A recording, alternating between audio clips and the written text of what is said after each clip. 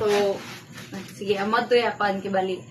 While growing up ba na hibawon ba dahil nimo nga ma-attract ka sa isa ka gender or nahibaw-an nimo tako na ka like jaw na ka sa age na kaya na nimo mo identify kung ha ikaw ma-attract? Siguro dili pa kay mura grade 6 niya dili pa ka dyan, di ba sa una kay dili pa hibayo ang tanan about sa mga gender kay labi na dyan sa Rizal nato sa Basilisa dili ta ka figure out pa usay discriminate gusto sa tanan girl and boy ra gud tungod kay Catholic kita dito di ba. So sa pagdako na ako na we have this realization like ginormalize na ako sa ako kaugalingon na ingani ako amo ako ini pero way ako tag-define na ingani ako pan gusto ako attract sa same gender siguro pagka high school nagka curious ako something curious pa sa job pero uya pa na kasing kuan gusto pagkabalis na ako sa San Jose dito murag nag-explore ako may mga curiosity na nabuhat tapos na-realize na ko na mas i-try kaya na ako dito na dahil so nag-try ako ng mga relationship may mga sad relationship, may mga bad, may mga good, pero kaya kasi nagdugay. First crush ko dyan ako is classmate ako since grade 2 actually. Yes. Inana ko ka pero ano na mga time ya pa sa ato mo sa ato pangutok na maka-attract ko dyan kita ng same gender pwede ba dyan dyan kaya pa man na discover ang LGBTQ+, right? So, yeah. Since elementary. Sa bae ra jud ka mata. Yes, Bajeline. Yeah. First na ako na malaang na ako na makagusto ko sa baji ga jud waya ako sa guy.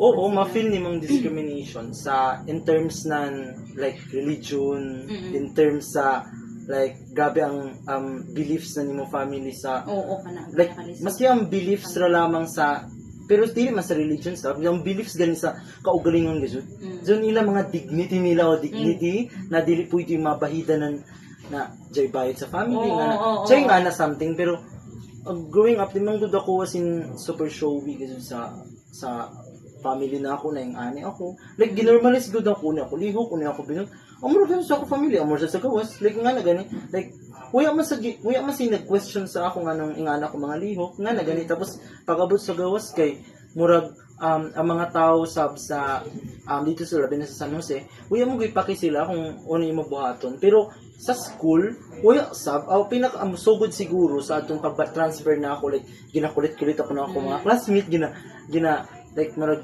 choice sungog ka ginagmay pero dili ako malain kay di man gasud feel na ko nga lahi ako lang dili man gasud feel like normal man ako na normal ako ingani lang bata Wala ako mag-alinlangan na dawato na ako self kaya inaanan ang gadget ako sumidawat na ako kagalingon na nanigasot ko na makaangin gadget ako ng babaji and I surround myself with people na dawat sa bako as kung kinsa ako Anan ba ka?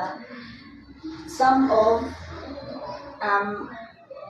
especially sa family na most lang except sa father is and relative homophobic yes and gamay ra jud kay bayo na ani ra jud ako inside Kana tapos speaking of nag-explore, gyud ni pag meet ni Kuya. Okay ra mention ako si Kuya MJ. Gyud ni pag meet. Diba nagngisi na dyan si Kuya. ang meet ng good namo kay through common friend, common classmate. Like, may classmate ako ng senior high, high school, na siya sa sec, classmate ninja. Oo. Tapos, ako classmate niya yung gara-gara na, Reto, panito, lang nga na, PM. So, ako, panito, tagsin, misawa yung, tapos, pero ako, kay kadagam sa kachat na ako. Wow, ha? Dagan ako kachat at na time, kay, yun, kadagam, kuminumis ako ng mga chat-chat-chat. Pero, tag-PM na ako sa ako first move guzud gawi ko feeling ko first move ko nun hi tapos nag-chat ako like yun tapos sisa sa bazar to dagan sa bisa ka chat so ako to is yara chat kami like mga pero 1 month ra 1 month ra tapos like pila mga 3 weeks kami nag-meet na dayon kami nag-meet na kami sa Boulevard meet na kami sa Boulevard tapos pagka amo to like, bisita na din ako sila ba yun? Dahil na Wow! in just, kuya, panis ka po yung gisod mo, dito na ako sila ba yun sa San Juan? Diyan sa ate, siya kuya lang. Oo, tapos, like, murag friend na tayo kami nakasugod, yung nga na, tapos, nadugay, tagpaila-ila kung siya siya. Ate, yung kuya lang. To maintain the relationship, actually, you should trust each other, then understand, di ka dyan mawaya, and respect. And of course, love. Love. Hindi din siya mawala despite the long years na magkauban ka mo. Dapat hindi pagsasawaan ng isa't isa. Ganon. Correct. Kung maintenance, siguro kung i-maintain ang relationship, siguro kung man relationship, love, communication, di ba? Oo. Siguro ang love gusto in kita ang kasi general, times na pag mawa, yung- murag mo feed, like yung tayo laong, una murag mapungot lang ko perming, something. Pero, through communication gusto mo, kay sisa mong good, kaya mo kung kuhan si Jaja, kung dapat mag-uban kami perming. Dapat, siya mo tayo, maski busy na, siya gusto, maski 5 seconds or 10 seconds na magkita kami sa dayan, malamang, o like dyan. Kay ako, dili, okay ra sa ako, like, kuhan na sa ako, like, basta may communicate kami, maski mag-chat kami. Pag muli bitaw ko ng dinagat, like, 3 days, mangaway na dyan.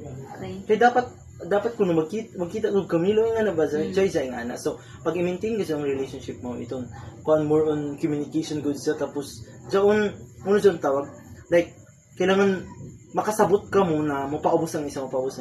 Like, amo mo kasi sungdanan mag-away ka mo. Siguro ako advice sa ilo no kay unahon saan ka ugalingon gajud. Unahon pag-accept na nga ni kao. Kaysa i-accept nimo kung unay pananaw sa lain. Amo gusto pinakahit na ko ng mind zone. Unahon ang giisip sa lain kaysa sa imo giisip. So ang imo unaha, before niyo mo unahon sila or di nagay pwede kay dili mo unahon sila.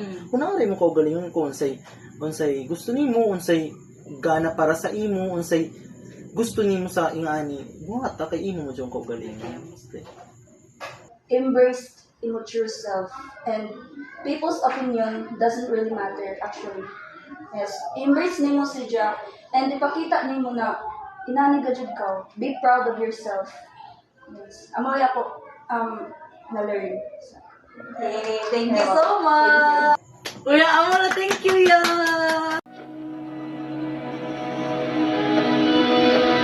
Dahan-dahan lang, sa gitna man ng daan.